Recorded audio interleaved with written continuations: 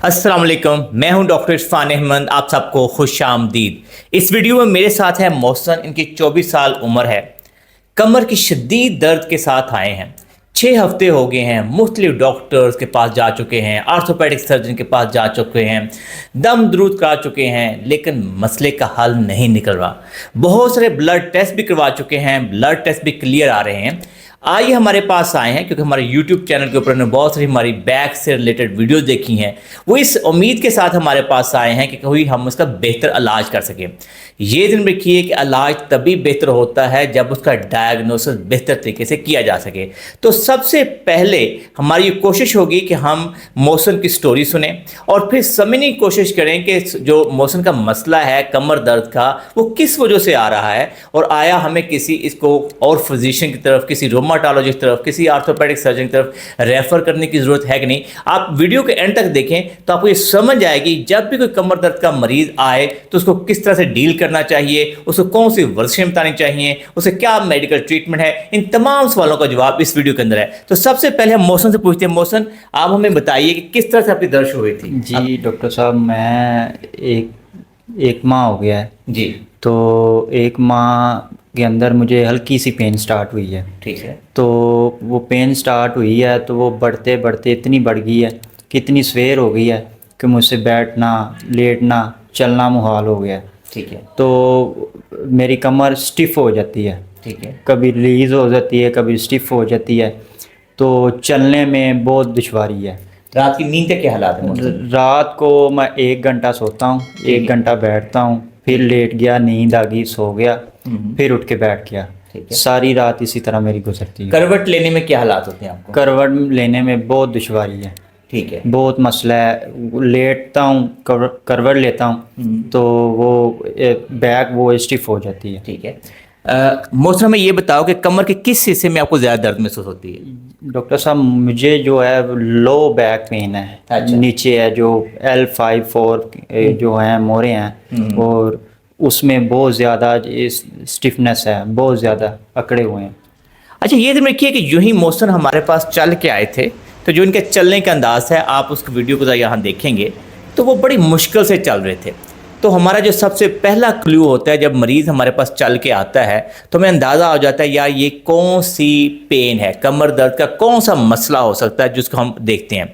मेरे नज़दीक इसकी जो वॉक का पैटर्न है और जो इसने स्टोरी बताई है कि रात को इससे करवट नहीं ली जाती, बहुत मुश्किल होता है, रात को ये जागता रहता है और कभी दर्द में कुछ बेहतरी भी आ जाती है, तो ज़्यादातर चांसेस हैं कि इसके एक इन्फ्लेमेटरी डिजीज़ है जिसको हम एंकोलोजिंग स्पॉन्डिलाइटिस कहते हैं।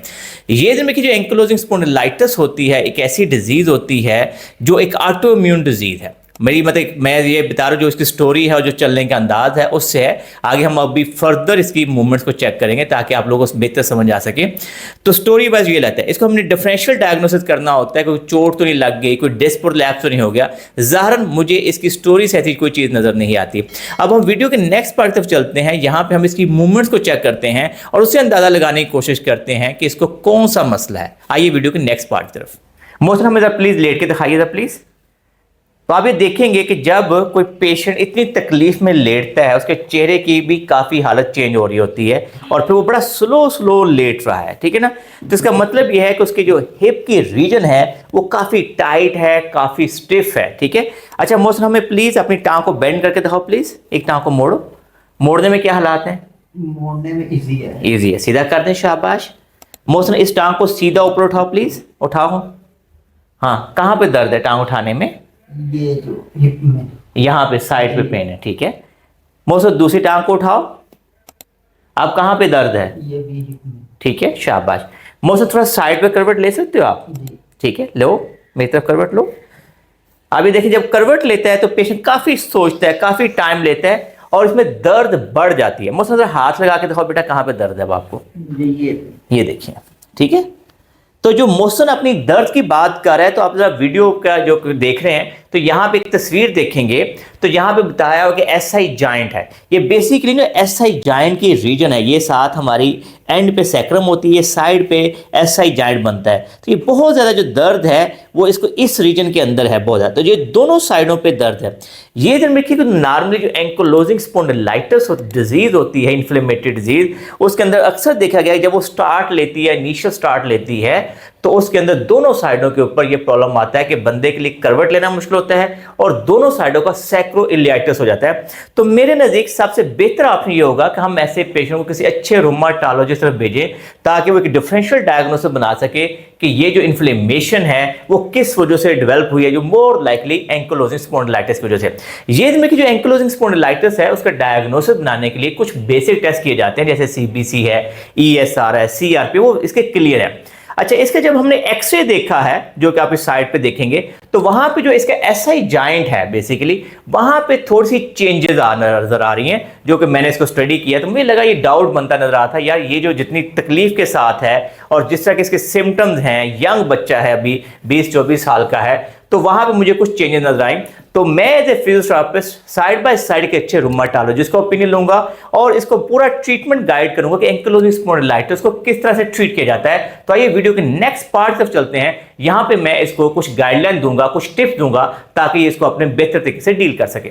मोहसिन, जो सबसे इंपॉर्टेंट चीज़ है, जो तुम्हारी स्टोरी है, अल्लाह ताला हमें आसानी करे, हमारे डायग्नोसिस में हमें हेल्प करे।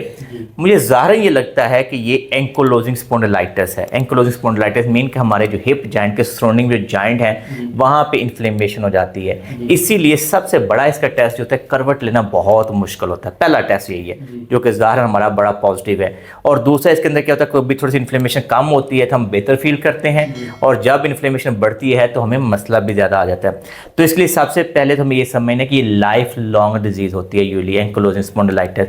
इसको अच्छा फाइट करोगे तो बहुत आसानी से मैनेज हो जाएगा। इसका जो first medical line of treatment है वो पेन किलर्स हैं, एंटी इन्फ्लेमेटरी, जैसे कोई भी, जैसे ब्रूफन 400 मिलीग्राम सुबह दोपहर शाम खाना खाने के बाद, और मैदे को प्रोटेक्ट करने के लिए राइजेक्स दिया जा सकता है। अगर हम हफ्ता 10 दिन खाते हैं, हम लगता है हाँ अब ये मेरी इन्फ्लेमेशन बेहतर है, मेरा चलना फिरना बेहतर है, तो इसका मतलब ये है कि हमें NSAIDs non steroidal anti inflammatory drugs help कर रही है, हमें कोई ऐसी परेशानी बात नहीं है। अगर फ़र्क इससे फ़र्क ना पड़े तो फिर रूमाटोलॉजिस्ट कई दफ़ा आपको कुछ रूमाटोलॉजी से रिलेटेड डिजीज़ मॉडिफाइड ड्रग्स कहलाती हैं वो ट्रायल देते हैं। कई दफ़ा वो कुछ और भी मेडिसिन हैं वो देते हैं, वो उनकी डोमेन है। तो हम इस टॉपिक को यहीं पे क्लोज करते हैं कि मेडिकल का जो ट्रीटमेंट होगा वो एक अच्छा रूमाटोलॉजिस्ट डील करेगा। जो एज ए दूसरा बड़ा इंपॉर्टेंट सेगमेंट है कि इसको अंडरस्टैंड करना है कि ये फिजियोथेरेपी से हमें डेली बेसिस पे एक्सरसाइज करनी है ताकि हमारा जॉइंट स्टिफ ना हो। जैसे फ़र्ज़ करें अभी आपको सबसे पहले ये देखें, जो आपकी पेन फ्री एक्सरसाइज है, टाँग को बेंड किया, फ़र्ज़ करें ये देखें और सीधा किया, तो इसमें हमारी मूवमेंट पेन फ्री है, तो वो हमने डेली 10 दफ़ा अभी करनी है। ठीक है, 10 दफ़ा सुबह, 10 दफ़ा दोपहर, ताकि हमारा जोड़ जुड़ ना जाए। क्योंकि इसमें होता क्या है कि आहिस्ता आहिस्ता आपका जो हिप जॉइंट वो लॉक हो जाते हैं, फिर आहिस्ता से ये डिजीज़ प्रोग्रेस ऊपर तरफ करना शुरू होती है, जिसको हम कहते हैं बम्बू स्पाइन बन जाती है। आपके लिए करवट लेना बहुत मुश्किल हो जाता है। अभी क्योंकि 4 से 6 हफ्ते हुए हैं तो हमने इस डिजीज़ को यहीं पे काबू कर लेना है। हमने सिंपल फिजियोथेरेपी की देखो, number 1 simple range of motion exercise है। ठीक है, ये करनी है पहली एक्सरसाइज।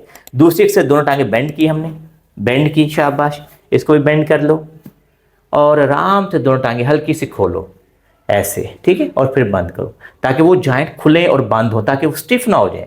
ठीक है, ये हमारी नंबर 2 एक्सरसाइज होगी। नंबर 3, हल्का से इस टांग को पकड़ा, खींचा, पेट के साथ लगाया, हल्का सा, पेनफुल नहीं करना हमने। ठीक है, वेरी जेंटल, ताकि हमारी रेंजेस पूरी रहें, शाबाश। दूसरा, ये हमारी रेंजेस पूरी रहे। ठीक है, अच्छा, अब ये हमारी बेस लाइन बन जाती है कि हमने ये स्टार्ट करना है। एक दफ़ा ये थोड़ी सी डिजीज़ जब कंट्रोल हमारी हो जाएगी तो फिर आप मेरे पास दोबारा तशरीफ़ लाओगे, फिर मैं आपको बहुत सी और एक्सरसाइज दूंगा। लेकिन मोटी मोटी जो टिप्स अपने माइंड में रखना है कि इसके अंदर हमें रेगुलर बेसिस पे एक्सरसाइजेस करनी है।